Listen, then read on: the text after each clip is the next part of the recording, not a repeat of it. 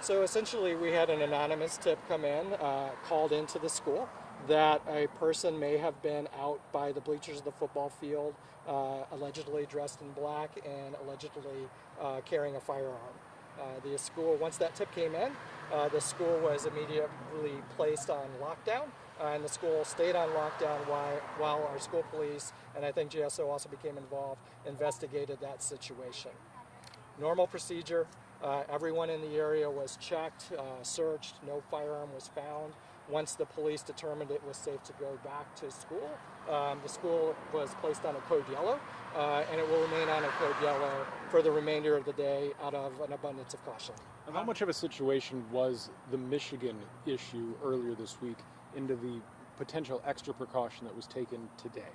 This is our normal procedure.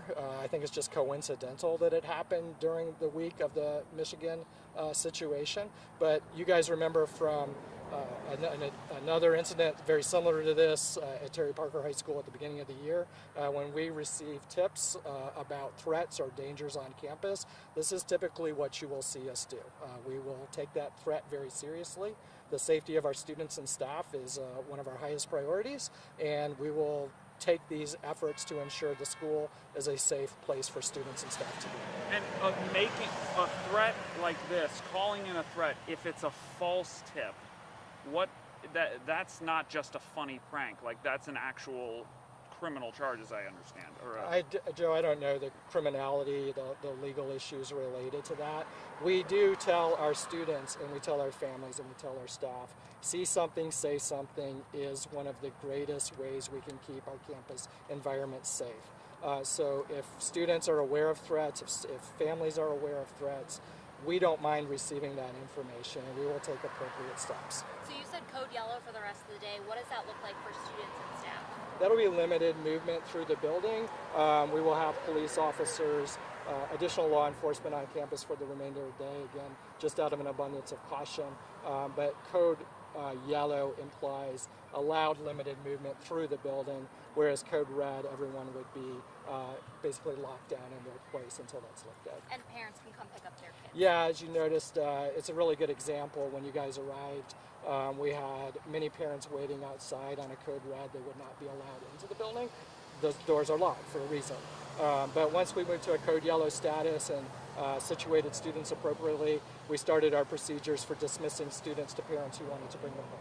And how reassuring is it that the plan and the safety precautions worked, albeit as of now no weapon found, but everything went according to plan, at least it seems from the outside looking in? Certainly to this moment, everything has gone according to plan. Like I said, this is the typical sort of procedures you will see when we become aware of a threat. Until we are able to deem that that threat is not credible or is false, we're going to take the steps needed to protect kids and to protect our staff. whether it's a dangerous situation or not, or whatever it turns out to be, how important is communicating with parents in a situation like this? Because that's always like the highest demand.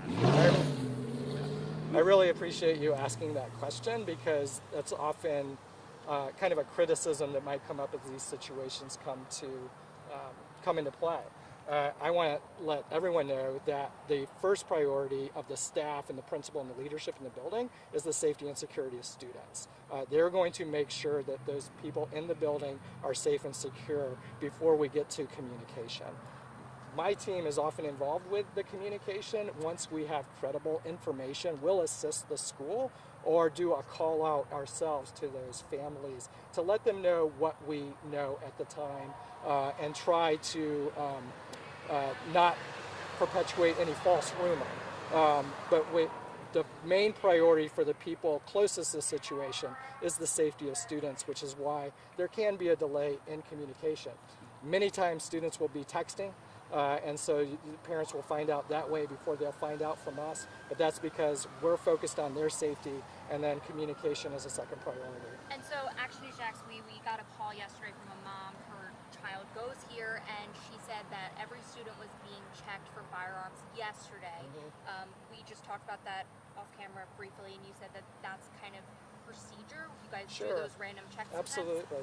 Absolutely. I can't confirm that happened here. I don't know. I can confirm after the interview. But yes, it is a common procedure for us our goal is to do everything we can to make sure weapons don't enter the campus at all. We want to keep weapons off campus. So it's one of our common security strategies to do random unannounced bag checks to try to capture anything that might have come on campus before it becomes an issue. How's the day start tomorrow? As normal?